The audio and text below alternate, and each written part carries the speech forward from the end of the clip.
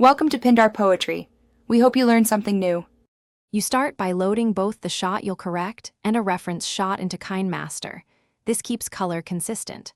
Once done, set the timeline, resolution, and frame rate to match your delivery and duplicate the clip layer to preserve the original.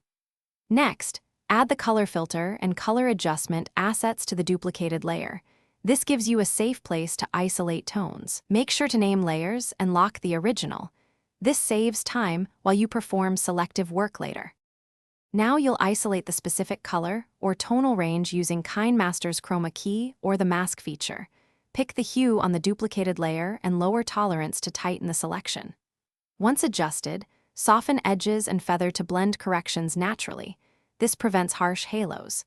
Then enable the overlay preview so you can compare the isolated result against the unlock original beneath. Keep tweaking the mask until the affected area is accurate, because a clean mask is key to believable secondary correction. Finish by applying curves, hue shift, and saturation adjustments only to the masked area. Subtle moves often work best, so nudge values slowly and watch skin tones or highlights respond. Use keyframes to track motion or lighting changes across time, and scrub the whole clip to confirm consistency.